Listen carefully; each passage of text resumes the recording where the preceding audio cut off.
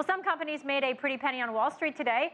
U.S. stocks rallied thanks to a boost in internet stocks and strong earnings from some retailers, among them Gap, Urban Outfitters, and Home Depot. It was a volatile trading day, though, but the Dow did rise to another record. It got a boost from tech giant IBM and was helped the index break a three-day slide. Both the S&P 500 and the NASDAQ closed the week in the red. Now, for more on where the market could be heading, we are joined tonight by Adam Thurgood, Managing Director of Hightower Las Vegas, the wealth management firm. Thank you so much for joining us tonight. Let's start with the Dow Industrials climbing to a record today, reaching a high of 16,583. Now, the Dow holds the biggest companies in the economy, but at the same time, the Russell 2000, which is an index of small companies, has dropped 9% since March '04. So what's the disconnect here? Well, that's a great question.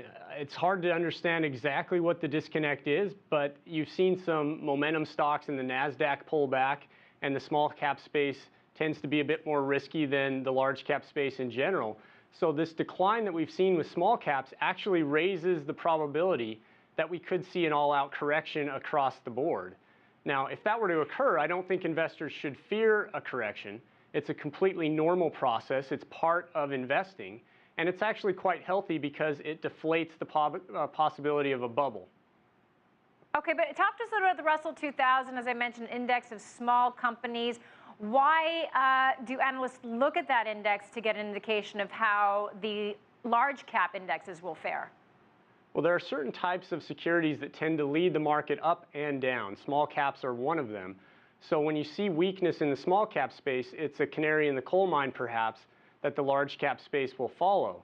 Now, interestingly, consumer discretionary stocks are also one of those sectors that lead the market, and consumer discretionaries have been weak as well. So that's why I think the probability of a correction is rising.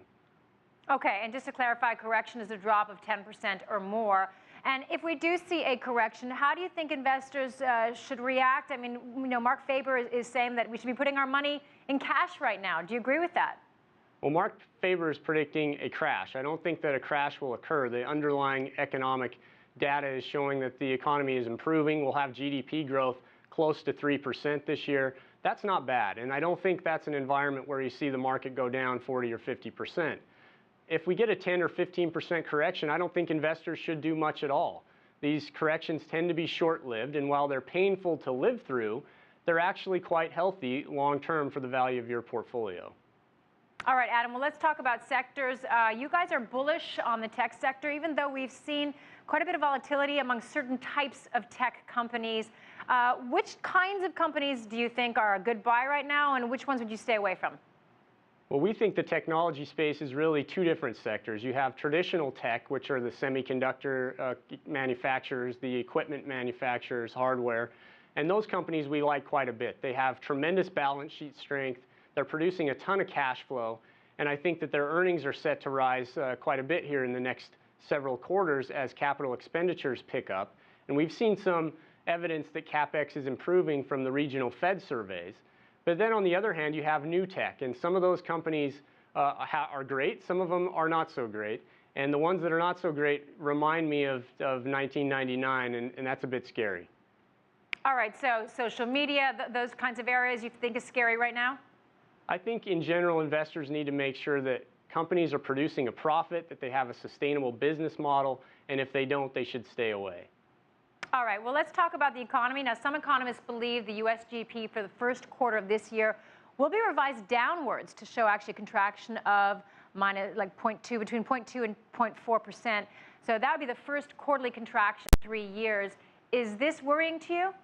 Not at all. I think it's almost entirely weather related, and you're already seeing quite a bit of economic rebound in the statistics that we've gotten so far that are more real time for the second quarter. And I think second quarter growth could be close to 4%, which would be fantastic. And for the year, I still think we're tracking between 2.7 and 3% for GDP. And so I'm not worried at all about the first quarter. Okay, and in a lot of the corporate earnings reports for the first quarter, they blamed the weather. But what was the guidance like from a lot of these companies?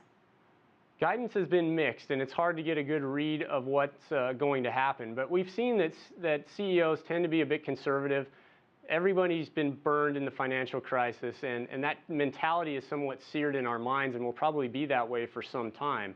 We need to get closer to the end of QE and see the economy standing on its own before I think you'll see a lot of business leaders say, all right, this is for real, and let's move forward.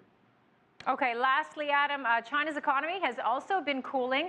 Now, of course, the market always reacts negatively when we have disappointing data from China or we see signs of it slowing down. But you actually believe a slowdown in China is good for consumers in the U.S. Tell us why.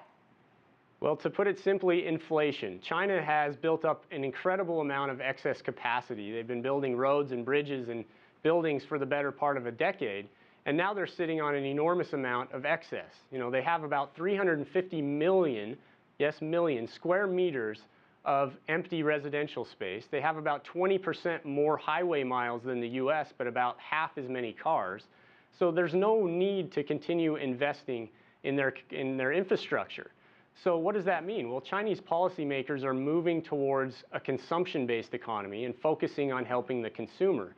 And as they spend less money on investment, there'll be less demand for commodity prices, which will lower inflation globally.